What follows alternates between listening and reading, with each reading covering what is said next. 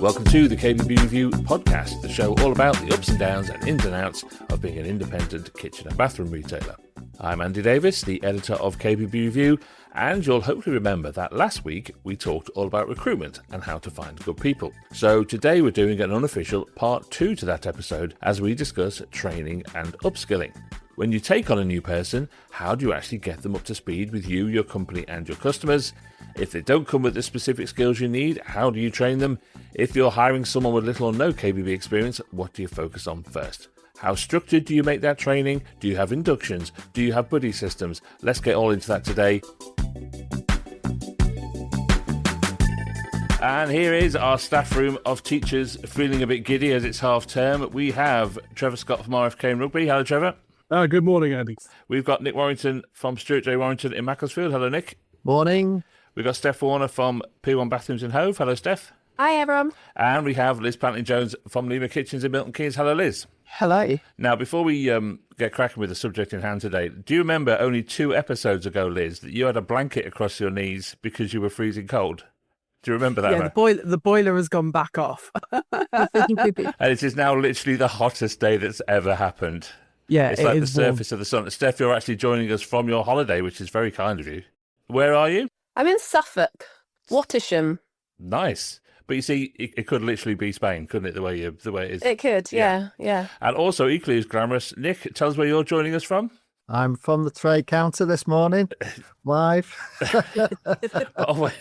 It is the coolest room in the building, though, so it does have its benefits, staff having an extra long weekend. So It doesn't have any windows. It's north-facing, and it just takes all summer to get warm. So, we're good at the moment. All right, well, look, if you heard last week's episode on recruitment, you'll know that Steph had 5 interviews lined up on the day we recorded. So without giving too much away, Steph, and getting us sued, how did it go?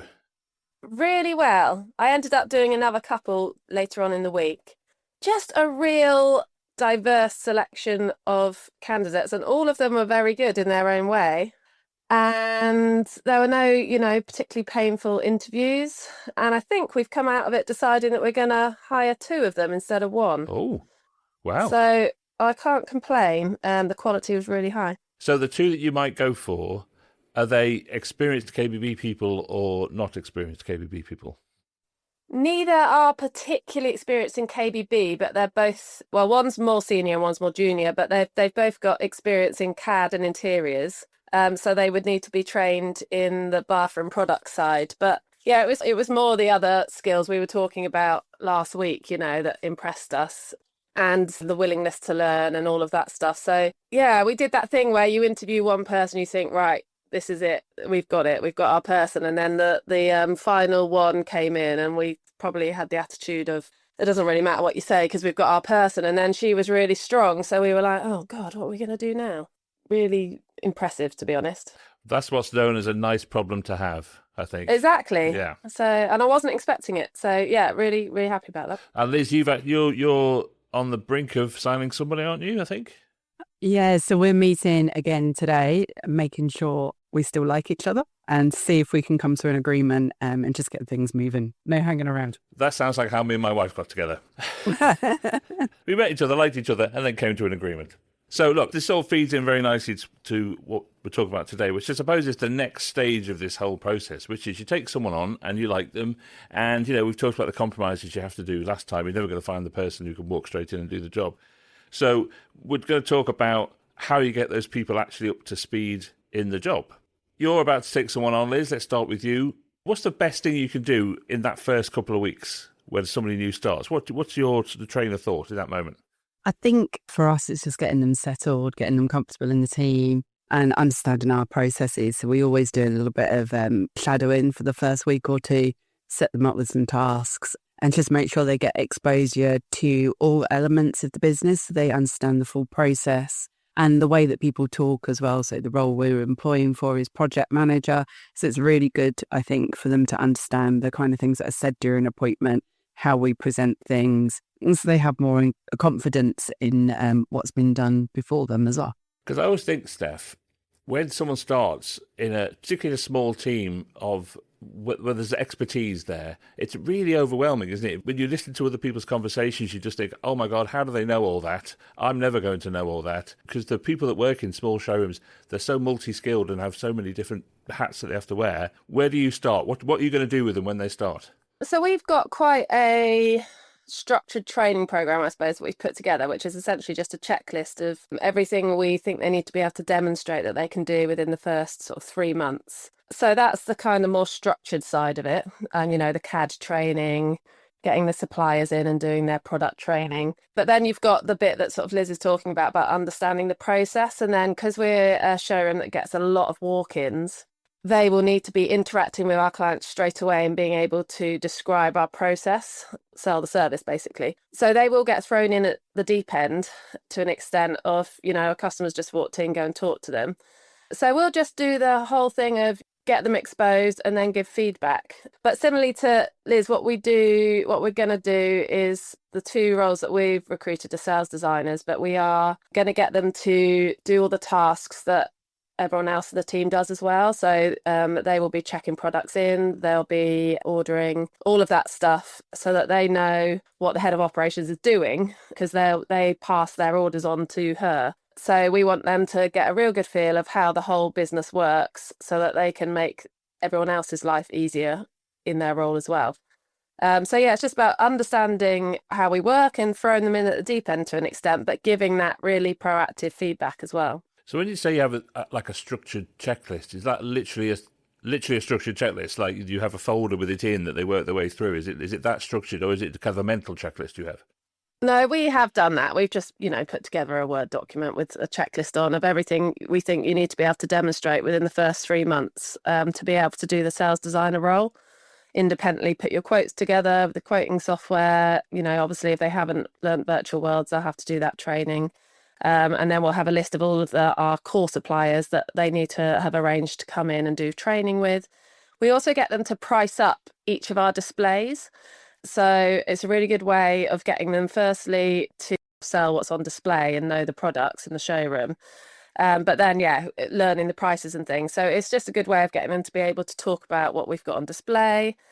So that will be part of the checklist, go and price up each of the displays, and they'll actually have a sheet which they'll put in the drawer of the vanity unit, and we'll use that to tell clients how much it costs and things. So some quite practical things, get them thrown in. We don't do much role play, so I think that's a bit cringe sometimes, but I think, the throwing in at the deep end sort of does the job.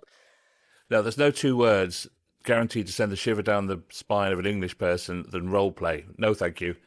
So, Trevor, do you have like an RFK induction pack that you hand to people? Is there a structured thing to it? Do you just hand them off to a buddy and that's how it works? How do you do it? Well, we do actually have a manual, the RFK way, which I wrote probably over 10 years ago now, probably something like 12 years ago. I suspect it hasn't been updated for a few years. This conversation is leading me on to that conversation about updating that manual. But it's a bare bones guideline that if we work through that with the new member of staff, then at least we're following a sequence and a pattern that gets them over the initial induction period that is key. It startled rabbits in the headlights for the first couple of weeks. That's inevitable. The key thing, and frankly, Stephanie, you may be redundant. I might as well leave the room now.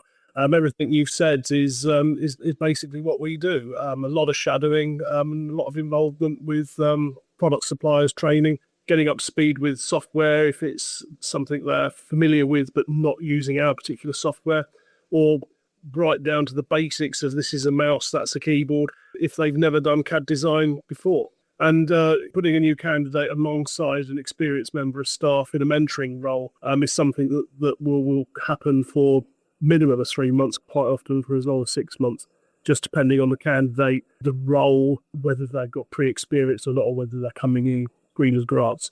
Because obviously it's going to take considerably longer to get somebody who's a complete novice up to speed compared to somebody who's experienced and wants to flex their wings, but just needs to learn how to do it the RFK way. We'll talk about shadowing a bit more in a minute, I think. But Nick, you've got a small showroom there with a small team of people. It's a family business. How does that work? If someone starts with you, do you get your family history out and sort of talk them through great-granddad who started the business or whatever? How do you do it? Yeah, I mean, I'm probably in a slightly different position in that because I am the designer and salesman in the business, I've not had that issue to deal with. So, I've recruited in other roles. So CAD, for example, I've got an assistant lady who does CAD and costing for me, and obviously down on the trade counter as well. Yeah, I try not to give too much family history other than, we've been here 40 odd years, blah, blah, blah. But much the same as everyone else has said, a lot of it is shadowing, and I find just sort of regular small bite-sized bits of feedback really along the way. I think probably one of the things I learned from my corporate world was where you had sort of 6 or 12 monthly appraisals where you were just like deluge of poo from above about all the things you've been doing wrong for the last 6 or 12 months. I try and do that a different way, and we look at little things along the way and pick those up as we go and just look to improve as we go rather than having some sort of really formal structured approach. So for me, it's just about making time available for people. Well, ironically, you are on the trade counter today, so someone could come in theoretically and ask you about a deluge of poo. Yes. And have you got the right sprocket for it? It could happen. Right, so Liz, look, let's go back to the beginning a little bit here. Have you learnt from mistakes a little bit when you take new people on? After 20 years or so, there must be you must arrive at these processes through getting it wrong to find out what the right process is. I hope so, I think is the answer to that, because we've made a lot of mistakes. And I think one of the things as a business owner is that you need to constantly adapt and just accept that things don't always go to plan, especially when it involves people, because everyone will react differently. For me, I'm quite direct. So as Nick was saying, with the nuggets of information back, I'll check things over of an evening and I'll just type out factually what I've found. So I'm quite upfront about things like that. Just, I'm going to give you the facts. We've all got a lot to do. We need to kind of move on. Doors always open. I mean, going back to what I said initially, I hope we've learned from it, but then we've definitely made 2 hires in the last 12 months which haven't worked out and, had red flags from the start. We continued trying to work with them and get them up to speed, and it didn't work out. So, another set of lessons hopefully learned. Because there's a danger, isn't there, Steph, that you can have all best intentions and you can have all the process and checklists in the world, but you're a busy showroom, you're a small team, problems happen every day that you've got to get on top of, and there's always a danger that sort of slips down the list of priority and they're left sat on their own twiddling their thumbs. There is a danger of that, and it's really hard to get the balance right, and you have to think of your other staff as well when you're in a small team. So I've already had questions of, how are we going to adjust targets, because I'm not going to be able to do as much sales because I'm going to be training, and it's all legit questions. And operations side of it gets a bit more stressed because she's sort of taken on more stuff, talking to clients when they're walking in. So it can get quite stressful. So I do feel like you really have to be on it.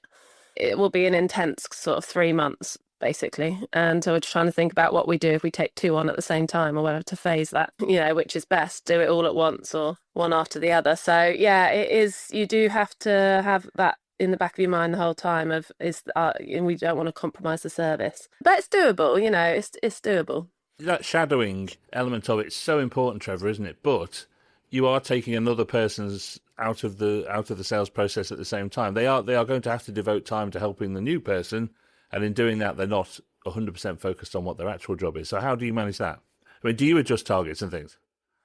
Well, what we have to do then is manage the mentor at a senior level, which is that when they come to us having a little whinge, if you like, that they're finding that a lot of their time is being taken up with the trainee who perhaps isn't responding as would be hoped for, then it requires a bit of backroom stroking of the mentor. And, sort of the expression of taking one for the team, that it might be a bit painful at the moment, but in the long run, it'll work out. Fortunately, it doesn't happen very often. Most of the time, the trainees that we take on, at least, prove to be quite receptive and absorb information like sponges. Once we've got them to, we're talking about on the design and sales side of things here.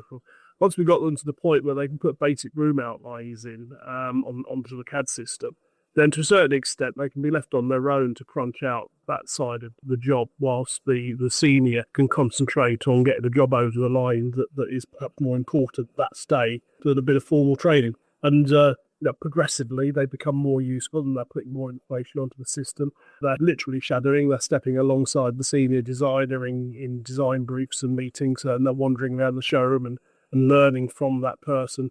The client is told, look, do you mind if Fred or Steve or Joanne comes along with us? They're a new starter, and we just like them to sort of observe this part of the process. And clients are always very receptive to that. And it works out in the long run most of the time. Where it falls over is if you take somebody who's experienced on and they come in a little bit cocky, aren't particularly receptive to training because they think they know it all, and then they pee off the rest of the team. And then we've got to manage that.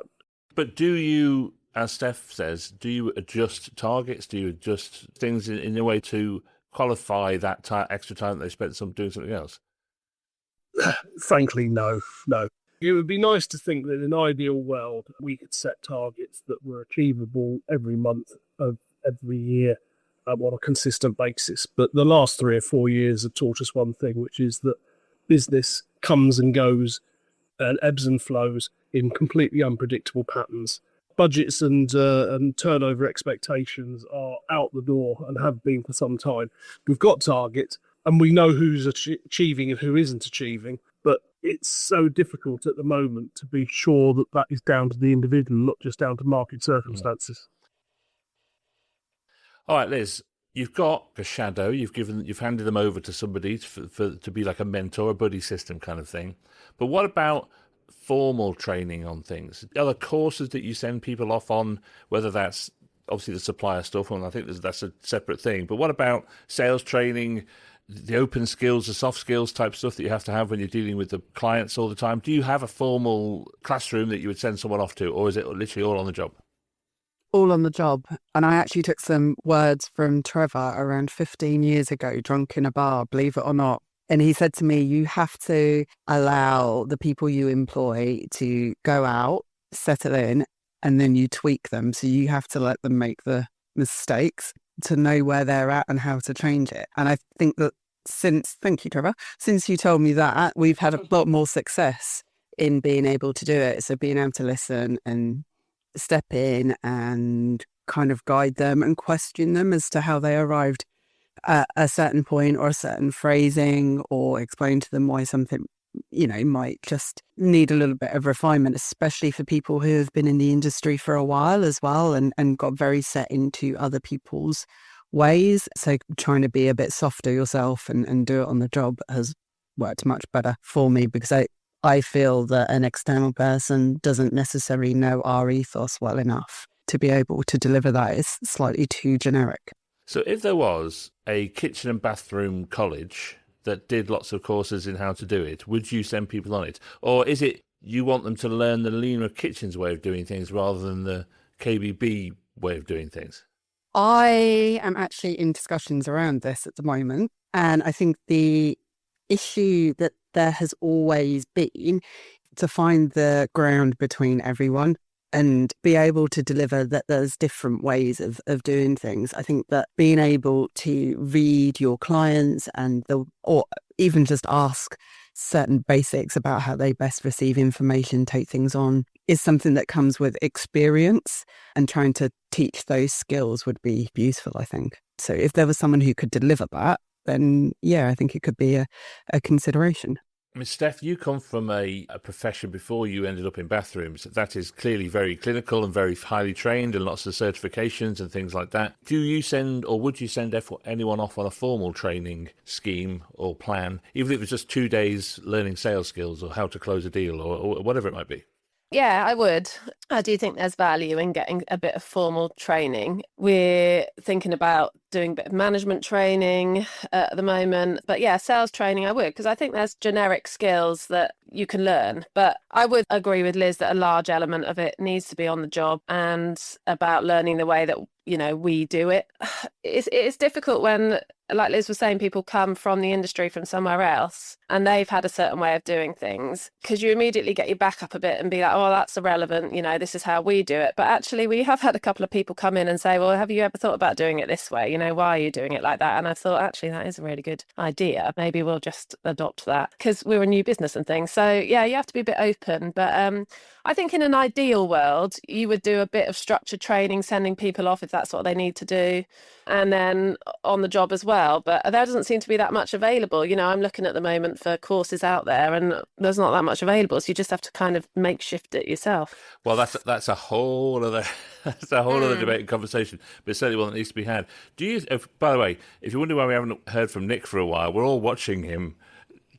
We're all watching him dealing with a guy who presumably has come in. There's a deluge of poo happening somewhere, and he's waving various bits of different shaped pipe at him. So now we're all desperately trying to work out which one he's going to choose in the end. But it's like a little soap opera in the corner of our screens. Trevor, do you have to untrain people sometimes, do you think? Particularly if they've come from a larger retailer that might have had some training elements to it. Wren, for example, let's name them. Wren have a sort of Wren college that people go to, but there's lots of others. Do you find that you have to untrain them in one person's way and train them up in yours? I would absolutely, without a doubt. And we're quite nervous of employing super duper salespeople that have come from the larger multiple retailers who on their CVs, I'm a £900,000 a year senior salesperson with X, but I don't want to work for them anymore. I want to work for a small, nice, niche little company and become a proper kitchen designer. And it's like, I'm not too sure that's going to work very well. And on the couple of occasions in the last 10, 12 years or so that we've taken on people from that sector, it's not ended well. Part of the reason for that is that they're a bit too sharp for their own good. There seems to be a narrow-minded willingness to learn a broader picture because they're too used to working with a very narrow scope. By which I mean that if you're with Howdens or with Wren or with some of the other, Wicks perhaps, the product offer is very, very tight, very, very narrow, and therefore, by its very nature, a lot more simplistic than the kind of offer that specialists like ourselves offer and want to promote. And to be honest with you, it fries their brains. They can't cope with the degree of diversity. And one of the other key factors, and with us, maybe we're different to some, but I think we're similar to a lot, our designers manage their clients from cradle to grave. So from initial point of contact, visiting the showroom for the first time, or that initial email, right the way through the sales design process, through installation and into after sales and final sign-off, a singular designer is responsible for that client. Now, a lot of people employ project managers. We choose not to. But if you're bringing staff in from outside of the specialist market, they are used to just taking the sale, blinking, passing that file on and getting on with the next sale. And they can't cope with the whole juggling the balls in the air and managing the entire process and multiple customers at various stages in the process. But is that not better than nothing, that they've had some kind of experience of selling kitchens to people? Sometimes I do seriously wonder. I think our experience has been in general that if we bring people in from a young postgraduate age, train them and that hours from a very young age, and they work through. They might have been to university, they might not, and they learn on the job and they become experienced and valued members of staff. That part of our team, that they are RFK, cut them in half. That's what they say, and that's where we want them to be. Sad end result of that is quite often that it's about progression then, about looking at their futures at age 28, 30, say, and they're seeing a relatively small company with limited opportunities for them to progress, and they move on. But that's the cycle of life, and you just have to accept that. Nick, what did he go for in the end? We've been following the story in like a silent movie. Box full of soil pipe fittings. I told you it was a deluge of poo. I told you. Yeah, full stack. I knew that's what would happen. Right. So a big part of training is the training that suppliers can offer. That is the thing that you can literally send someone off for the day to do. How do you prioritise that? How do you know who to send them on first? How do you evaluate which of the training is actually useful and which is just a nice cup of coffee and a cake? How do you do it? Where would you send them first? That's a very good question. I'm probably not the best person to ask because I'm quite tight with the sending people out on out on training. I think that on the kitchen side, both on the design with Jenny on the CAD and also my sister who helps me on the project management side, we've all done various training modules, both quite a bit of the online stuff. I'll be perfectly honest with you, because that just works well just in terms of a management of time. But for me, it starts in here. I think you need to sort of build that foundation and sort of layer things up. And if you try and throw too much detail on product early on, it tends to just sort of blow the mind a little bit. So I start here and then trickle it on. And then when you get to the point where they're getting to know product specification, that's the point for me where it's then good to be sending people out, because you're then sending them to people who hopefully know more than you do about their own product. So that's the natural stage. All right, Steph, so you're taking someone on now. You must have your main sanitary ware suppliers or whatever it is, the brands that you use a lot. Do you order them in priority like that, or do you do as Nick says, which is you wait for a while until they've got up to a certain speed before you'd send them off to go and see how the taps are made or whatever? We would get it all in pretty quick, but we don't send people out. We just get the suppliers in to the showroom to do the training. So we wouldn't do more than one a day though, because it can become quite intense. But yeah, we would just prioritise it in terms of, our core suppliers and do it that way. They would come in. We like them to try and keep it short because it's in the showroom environment. But they vary in terms of the quality of the training, I would say. But we do it that way. And then we wouldn't go out to the suppliers. We usually do that as a team. So we've just started doing that, where we'll do a full team trip out to one of our core suppliers, and we'll make a night of it or whatever. And, even the accountant comes on that, and it's quite a nice way of doing it. So yeah, it is really valuable to go out to site and to see their showrooms and the warehouses and stuff. But that's not really part of the core training for us. We just get the suppliers in, do the sort of specific work through the books and things, try to not overload too many in one day. All I'm thinking now is just getting your accountant on a night out must be a total nightmare, because they just spend their entire life going, get a VAT receipt. Yeah. They can see how much you're spending. Bit like that. So, Liz, as a kitchen person, you also have your main furniture supplier. At what point do you get them involved with a new staff member?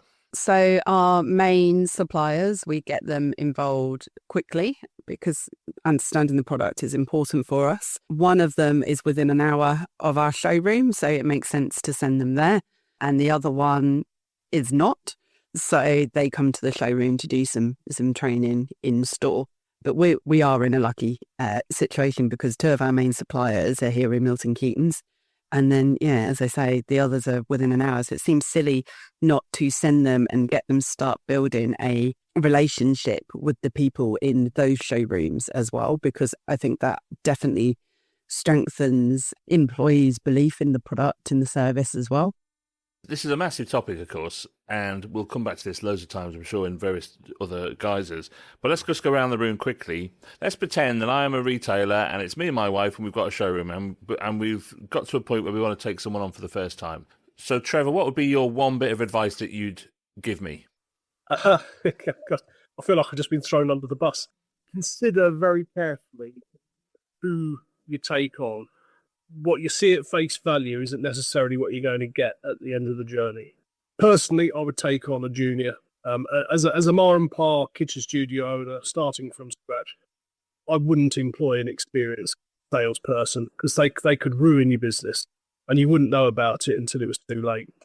You'd be much better off taking on a junior and having them grow with the business and growing with you. Right, okay. What about you, Nick? Seriously? Yeah. What's the one thing you do, one bit of advice you'd give to someone who's taking someone on to get them up to speed as quickly as possible?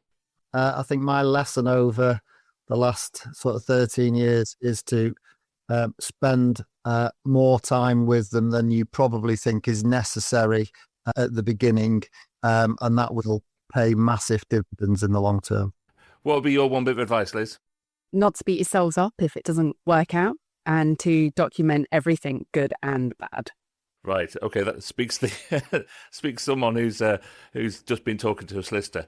Steph, what about you? One thing I was thinking, everyone's covered off the approach to take with your staff, but one thing that coming at it from a slightly different perspective is the HR perspective. So as small businesses, most of us don't have in-house HR. So about 6 months ago, I kind of gone external and got HR support. But I do think it's a really important point because you have with employment law changing and things, we've got a limited amount of time now to make judgments on people. So when coming at it from our side, You know, when you get someone in, you're trying to build their skills and everything, but you're also trying to make a judgment on whether they're going to be right for the team. And in the hopefully unlikely situation where there's some behaviours that you really don't want in your business that you couldn't foresee, you need to be able to manage that out from an HR perspective. And I think us as SMEs don't have that experience. You know, I've got no HR experience. So maybe that's something that the KBB industry could look at a bit, is that a lot of us are really small businesses, and a bit more HR support and expertise would be great. I think the thing is, it's drawing on that, giving regular feedback and having regular meetings. So obviously you want to be doing that at the start when people are training anyway, but it's also good for you in that if there are any concerning behaviours, you are having those formal meetings to flag it up early on. I feel a bit at ease that I've now got some HR support that I'm paying for, you know, but I think it's a sensible cost because I've just got that sense of security that if I need it, I've got that advice sitting there. Yeah, belt and braces, as Liz says. Well, look, this is, I say, a big subject, but I'm really grateful for you, Steph, for taking time out of your holiday. Please apologise to all the rest of your family. No They're problem. presumably in a big farmhouse waiting for you. It's been a lovely break. So. And presumably they're all being very quiet while you're doing this in the background, so bless them. They're all downstairs, yeah. Thank you, Nick, for joining us from the trade counter, as always. It's always a little thrill for us to see you at work. Thank you. So thank you very much. We'll see you next week. Thanks. Bye. Bye. Bye. Bye.